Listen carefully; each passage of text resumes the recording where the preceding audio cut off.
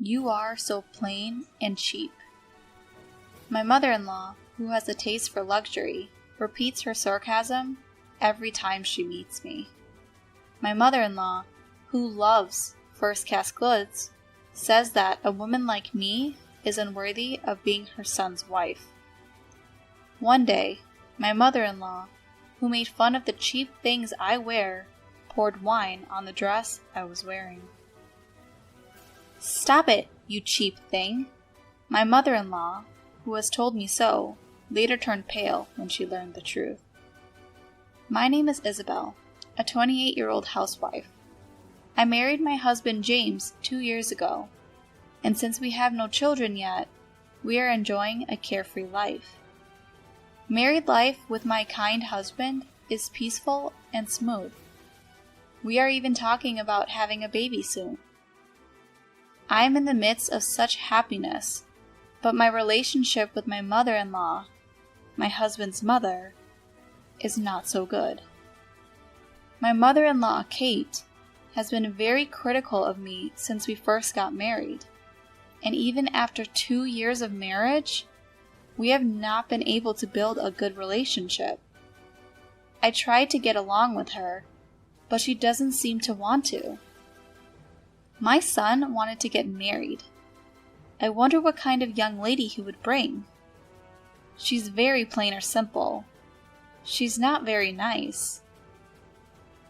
Perhaps I had made a bad impression on my mother-in-law at our first meeting, but these were the first words she said to me. Perhaps she was trying to tell me that I was not a suitable wife for her son. My parents are a normal working couple, my father an office worker, and my mother a nurse. But my mother-in-law said that as a child of such a family, I did not fit in. I can't believe your mother has to work too. They must have been very poor. My mother-in-law said this with a pitying look in her eyes when she heard about my family. My mother-in-law, who had been a housewife since her marriage and had never worked, laughed and said she had never experienced such hardship. She also proudly told me that she grew up in a wealthy family. From a young age, I always wore things that were nicer than the other people around me. Cheap things don't suit me. That's why I raised my son to know what is the best. I didn't know how to react to my mother-in-law, so I always tried to cover it up with an affectionate smile. It is true that I prefer simple clothes and makeup, which may not suit my mother-in-law, who prefers glamorous things. My mother-in-law always wears fancy, luxury brand clothes, accessories, and makeup. You don't know what good things are, do you? You only know about cheap stuff, don't you? I wonder why my son chose her at all. I raised him to know what is good. After boasting a lot, she always ends up putting me down. Since my husband and I got married, my mother-in-law and I have always been in this kind of situation. However, she is also sarcastic to me when we meet occasionally, and I don't mind it too much because it's something I can just ignore. But my father-in-law and husband are kind to me, and I didn't think it was something I needed to take care of. And there was one more person who welcomed me kindly into my in-laws' home. That was my grandmother-in-law. My father-in-law's mother, who is my husband's grandmother, is a little over 80 years old, but she is still in good health. My husband's parents have 2 houses on a large yacht, and parents-in-laws and grandparents-in-law live in each of them. Both houses are magnificent mansions, and I was very surprised when I saw them for the first time. The land was cheap, and we had a carpenter who built them cheaply. It's not that magnificent. My grandmother-in-law replied with a laugh. My mother-in-law proudly talked about how her house and herself, but in reality, it was largely due to the achievements of my grandparents-in-law. In spite of this, my grandmother-in-law is not snobbish and is very friendly with me. Thanks to that, I didn't mind when my mother-in-law annoyed me. It feels like I have more grandchildren. Well, we don't have any female grandchildren in our family. My grandmother-in-law said so and loved me very much. If possible, I would like to get along with the three of us women, but the reality is that it doesn't work out that way. Still, I am glad that I can get along with my grandmother-in-law. Although I do not actively associate with my mother-in-law, I have a good relationship with my grandmother-in-law, like going out for lunch or tea with her. One day, my mother-in-law called me. It's my birthday next month. I've decided to have it at our house this year. Come and celebrate with my son. She invited me to her birthday party. I said I would definitely go. Let me tell you something. We're having a big party this year to celebrate my 60th birthday. All of our relatives and friends will be there. I'd appreciate it if you'd dress appropriately. My son will be fine. But you're not going to be dressed like you always are you? I'll be embarrassed. My mother-in-law told me to come dressed properly and hung up the phone. What my mother-in-law meant by dress appropriately was probably her favorite top-notch brand-name clothes. I was stumped because I didn't have that kind of clothes that would be appropriate for such a party. But when I talked to my husband about it, he told me not to worry about it, and we decided to dress a little more formally. Then came my mother-in-law's birthday. The party was to start in the late afternoon, so my husband and I went to a department store in the morning to pick up a birthday gift for my mother-in-law.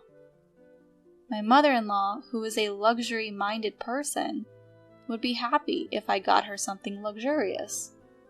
Also, she wouldn't complain if I told her my husband had picked it out, so in a way, it was easier for us. After we finished picking out the gifts, we had lunch together and went home to get ready to go out to my in-laws. At that time, I received a call from my grandmother-in-law on my phone. "Come to my house now." I explained that I am out of the house and that I am going home now to change. I then told her that I would show up before my mother-in-law's party. "Just come to my house, dressed as you are." My grandmother-in-law says that I don't need to change my clothes and that I should come home right away. I wondered if it was something urgent, so I went to see her. I asked my husband to go home and get changed. We were going to meet at my in-laws later. I went to my grandmother-in-law's house. My grandmother-in-law invited me into her house with a laugh. She was laughing and telling me about my mother-in-law's party. It looks like a really huge party. Various things have been delivered to their house since this morning. From my grandmother-in-law's house, I can see the entrance of my in-laws' house, and I hear all kinds of vendors have been coming and going since this morning. I heard that a big flower arrangement had just arrived, and I could see that my mother-in-law was very enthusiastic about it. My grandmother-in-law said, "My daughter-in-law does a great job," and took me into the sitting room at the back of the house. The room was lined with several Paulina chests. My grandmother-in-law opened one of the chests and took out something from inside. "Isabel, you were told to come dressed properly today, weren't you? I'll give you my dress so you can wear it. This way, she won't be able to complain." My grandmother-in-law said with a smile and held out a dress in front of me. The beautiful and well-maintained dress was her pride and joy. "It's a good one. I don't wear it much anymore. It would be a shame to keep it put away. I thought it would be a good opportunity to give it to you, Isabel." My grandmother-in-law said so, and also took out the accessories that went with the dress from the chest. My grandmother-in-law seemed to have noticed my mother-in-law's comments. So, she recommended that I go in a splendid costume today so that I would not be blamed. I don't know anything about dresses, but from the way that my grandmother-in-law talked, it must be really expensive. When she said she would give it to me, I was puzzled. I can't accept such a thing. I'm sorry. My grandmother-in-law responded with a kind smile, pushing the dress towards me, saying, "It's okay. It's okay. I know you will take good care of it. That's why I want to give it to you."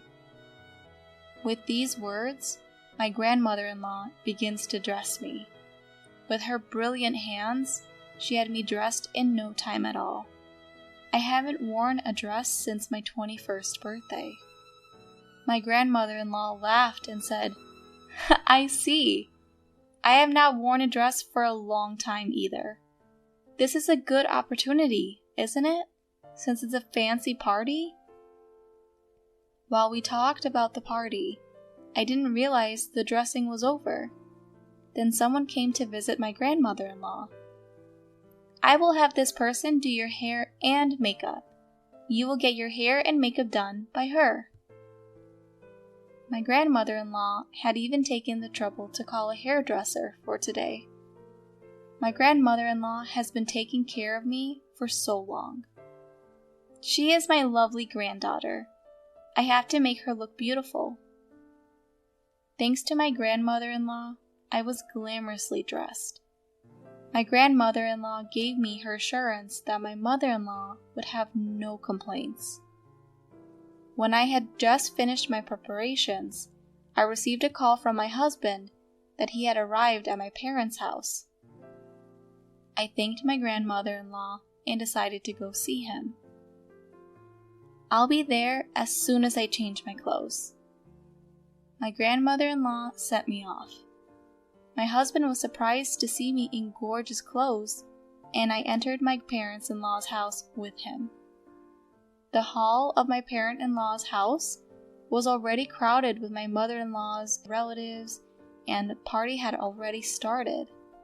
My mother-in-law, dressed in an eye-catching bright red dress, was sitting on the top of the table, smiling happily. "Happy birthday, mother-in-law!" I head over to my mother-in-law to greet her. Then I hand her the gift I have prepared for her. My mother-in-law looks at me as if she is assessing me from top to bottom.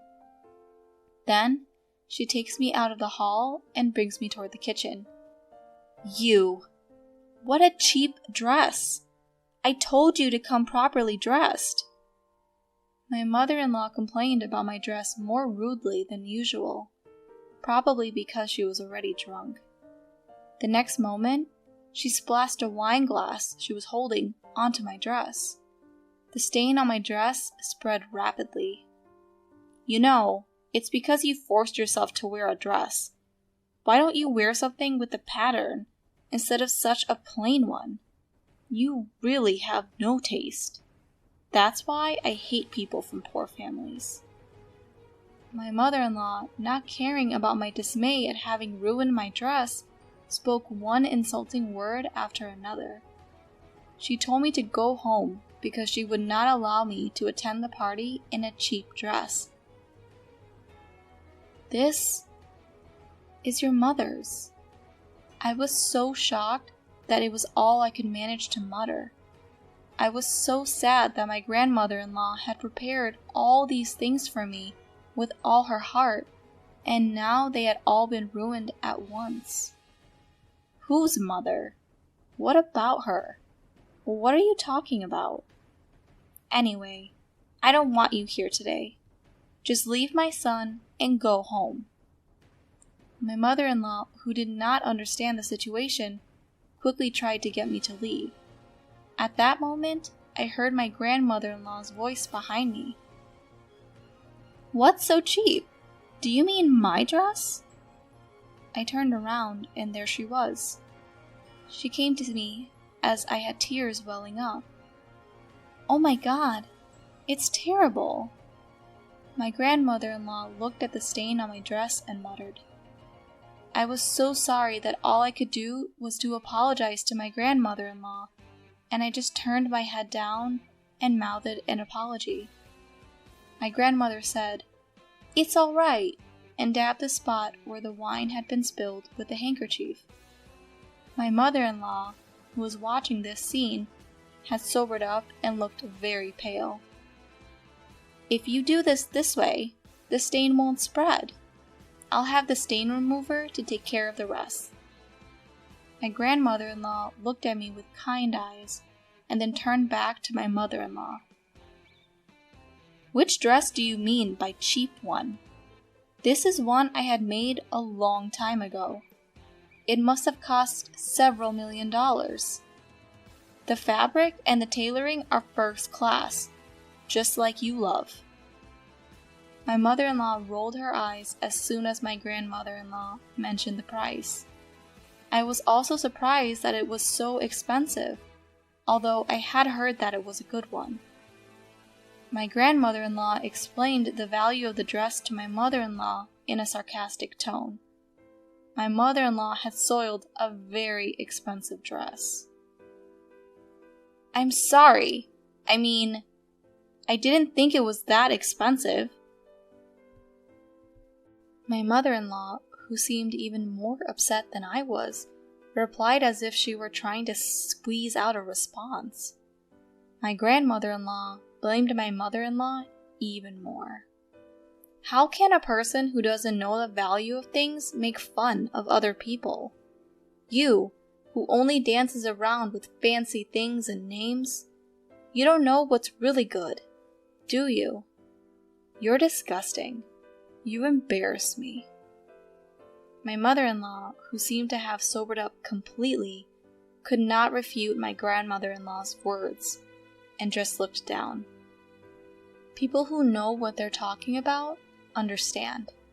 You, who only have cheap dresses, don't understand.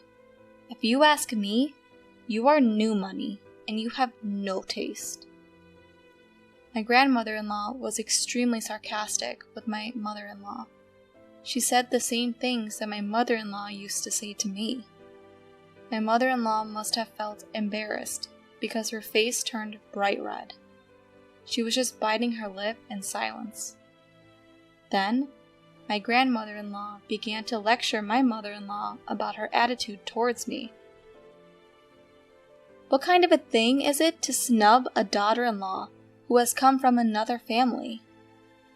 I felt sorry for my mother-in-law, who looked like she was about to cry, and listened to her silently. I'll leave it at that.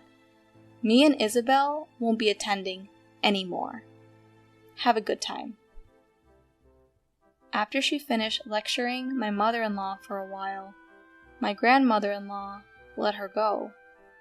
Her bright red dress, which she had prepared with great enthusiasm for the occasion, looked ridiculous in this situation. Wait here. I have a change of clothes for you at home. I changed into my own clothes, which my grandmother-in-law went to get for me, and went back to my grandmother-in-law's house. My husband also came with me. My husband seemed to be very angry when he heard this story from my grandmother-in-law. My grandparents-in-law, my husband, and I left my parent-in-law's house and went to dinner with just the four of us.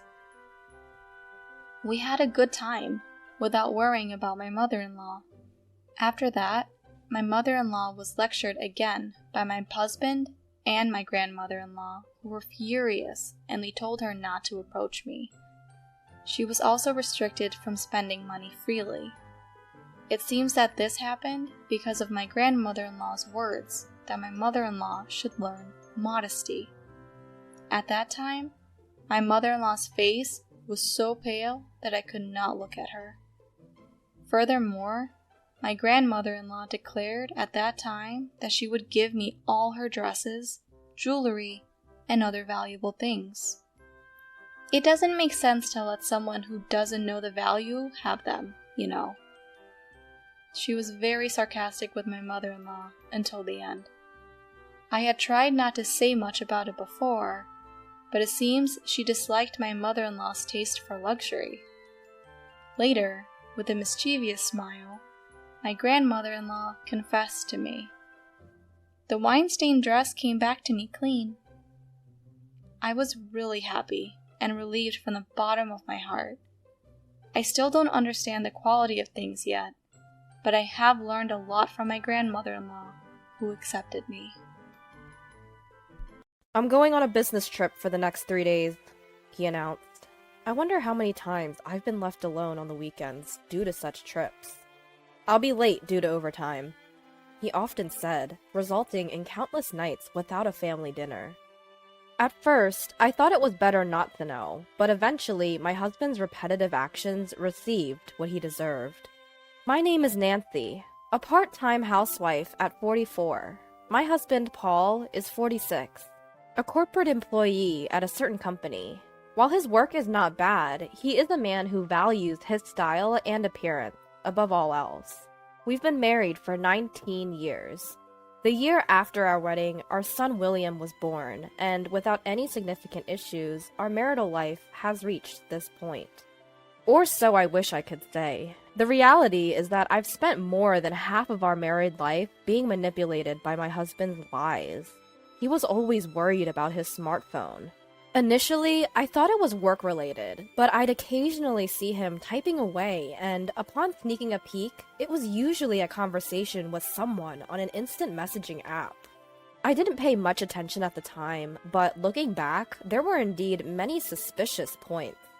As his sudden overtime and weekend business trips increased, I began to feel something was off. Several summers ago, my husband, who was supposed to be on a 3-day business trip, returned home with a heavy tan.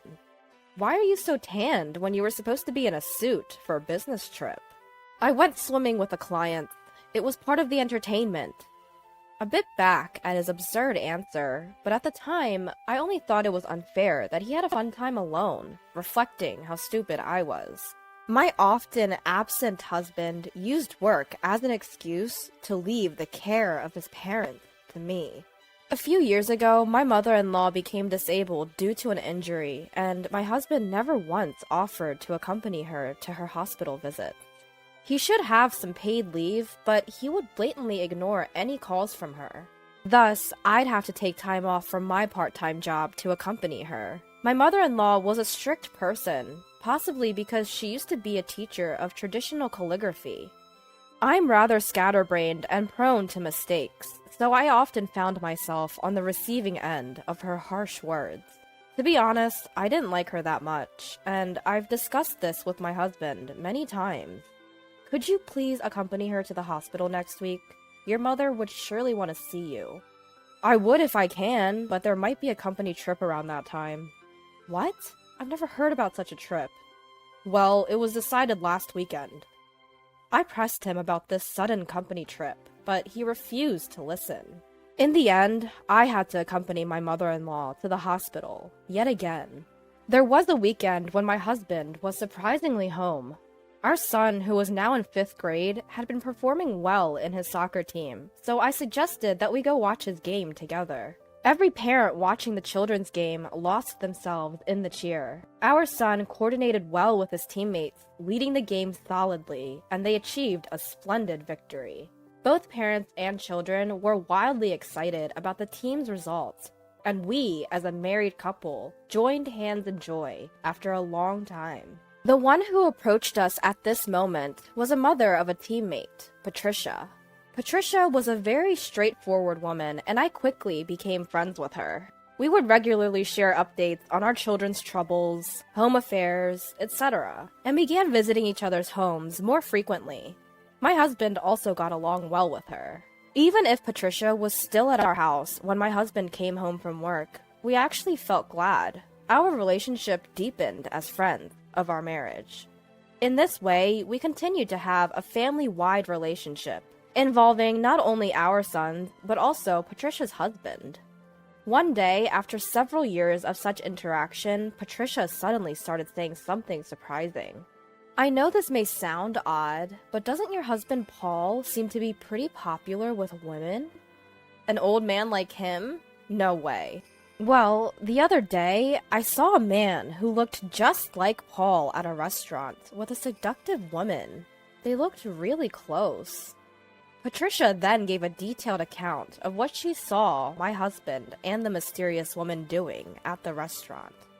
Even I was stunned by what she described. Although shocked by Patricia's sighting, I was at a loss as to what to do about the sudden suspicion of my husband's infidelity. While I was still speechless, Patricia advised me to gather evidence first. You can't just vaguely accuse him of cheating, you need to confront him with evidence. She then proceeded to teach me several methods to gather evidence of infidelity. From then on, I could only view my husband with a suspicious eye, and our marriage became even more strained than before. Between our son's SATs, accompanying my mother-in-law to the hospital, my part-time job, and housework, I had plenty on my plate. It was a lot to add the task of looking for evidence of my husband's infidelity, but I did things like search his suit pockets when he was out. Then came that day. Although we had separate bedrooms for a long time, when my husband was away, I felt blissful spreading out on the large bed. I decided to do the same that night and went to the bedroom. When I changed the sheets and duvet and moved my husband's pillow to put mine in place, I found a bank book underneath. Upon inspection, I saw that a fixed amount was being transferred every month to the same person from the account under my husband's name. Checking the name, it read, Patricia Brown. Yes, that's right. To Patricia, our friend. He had been transferring about $300 every month. I silently took a picture of it with my smartphone. The next day was the day I had to accompany my mother-in-law to the hospital. Hey, Nancy, are you listening? It seemed I had been spacing out, thinking about the bank book from the day before. I'm sorry, I wasn't listening very well. Well, I saw Paul walking early in the morning. This was my mother-in-law's story. When she was riding in a friend's car through the residential area early in the morning for some errands, she saw my husband walking and entering an unfamiliar house. Who would he be visiting at such an hour? The only houses you could enter early in the morning would be families, right? As I listened to my mother-in-law's story, I recalled what Patricia had told me earlier. Proof of infidelity. I asked my mother-in-law to give me a general idea of the address in that town. Soon, it was crunch time for our son's college entrance exams, and he was attending cram school every day. The cram school fee was set to be automatically deducted from my husband's account, but I received a notice stating the fee could not be deducted 2 times in a row. I decided to ask my husband about it. The money for William's cram school, they said they couldn't deduct it from the account. Ah, well, can you cover it for now? I'll pay you back later. My husband's behavior seemed odd. Still, I didn't want any conflicts before our son's exams, so I agreed to pay the fee for the time being. But then the same issue occurred the next month, and I had to confront my husband. I'm sorry, I have some debts that need to be settled. I promise to sort it out next month, he said. But by the next month, our son's college entrance exams would have started, and the cram school would be over. I was disappointed that my husband didn't even realize that. Then, our son's exams were successfully finished. He was accepted into the high-profile soccer school he had hoped for. It seems like he didn't make it, I heard. Patricia's son, Robert, had also aimed for the same high school as William, but unfortunately, he didn't pass. He was likely going to attend his backup private school. But according to my son, Robert had stopped appearing at school after the exams.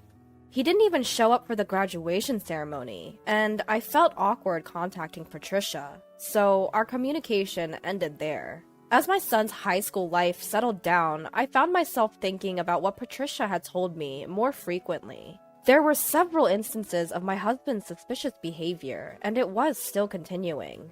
At this point, I wanted to clear my mind of all the uncertainty, so I decided to seriously confront my husband. First of all, it was Patricia, whom I had stopped contacting for some time. I contacted her. Then she told me something shocking. Do you have plans for this weekend? Why the sudden question? This weekend, I'll probably be on a business trip from Friday. After confirming that, I called my husband's company on Friday. Hi, I was hoping to know the accommodation my husband is staying at on his business trip. I can't seem to reach him on his cell phone. That's strange. We don't have anyone out on business trips starting today. Feeling as if I knew what was going on, I misled the person from his company and ended the call. That night, I got into a car at a pre-arranged meeting place and headed towards a residential area. I was determined to obtain solid proof. After midnight, a man who looked like my husband and a slender woman got out of a taxi and went into the house. I quickly took a picture.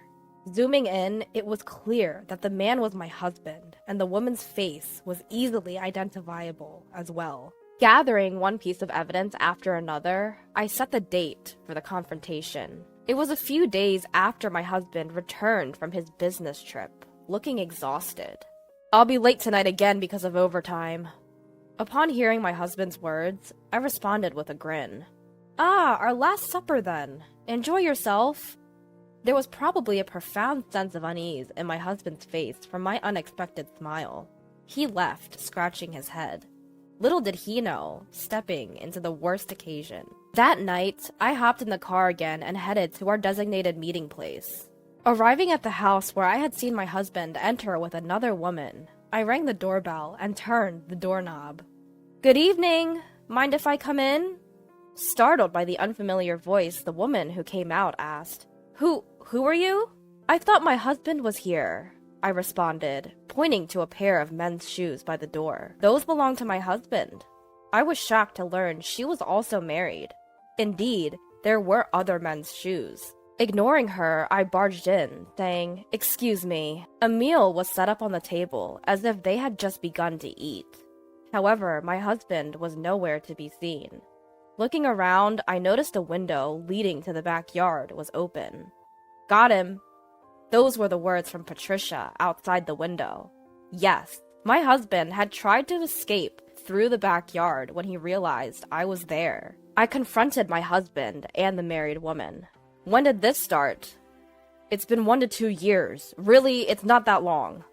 Listening to my husband justify that a 1 to 2 year affair wasn't long, I responded, 10 years, right? I know it. It's been going on for a long time. With that girl from your office, right?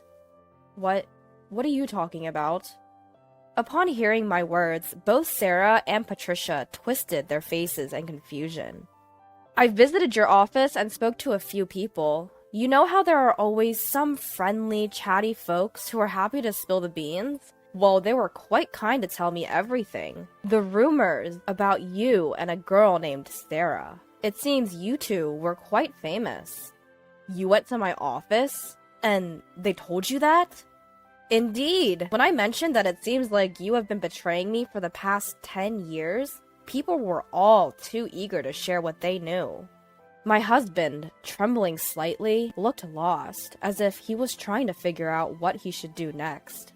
Seeing him like that, I decided to throw him another curveball. You're shaking, aren't you? How will you manage with what's coming next? As I finished speaking, the front doorbell rang. Sarah, who jumped up in surprise, rushed to the door, and I followed her. The visitor was Robert, my son's soccer buddy, and Patricia's son. When I invited Robert into the house, Patricia, who was already there, looked surprised and wide-eyed. You live nearby with your father now, right, Robert? As I understand it, your parents suddenly fell out for reasons you still don't really comprehend. And you've reconnected with our son. You've been talking to me about it too. Let's clear things up here and now. I said this and looked at Patricia. The woman my husband also cheated with was you, Patricia. Patricia looked at me in surprise and glanced down, unable to meet her son's gaze. Sarah seemed astonished too. So it began when you met us, right? Pretending to get along with me while both of you were betraying me behind my back. I quickly wiped away my tears and turned to my husband. Why were you transferring $300 every month to Patricia? Was it because you were paying her that we couldn't afford William's tutoring fees? How could you take money meant for our son's education and give it to your mistress? My husband looked shocked that I knew so much, but he couldn't say anything in his defense. In response, Patricia's son Robert said, Both my mother and you are despicable, dragging their families into this. Robert said that with a disdainful glare at the two before leaving. It's your fault. You knew you were seeing this woman, and it wasn't about wanting money. You tried to appease me with money, didn't you? Patricia suddenly broke down, hitting my husband's chest as she cried and accused him.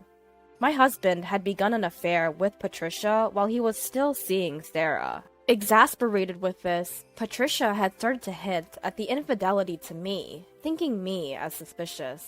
My husband was trying to placate Patricia, all the while conscious of the gazes of Sarah and me.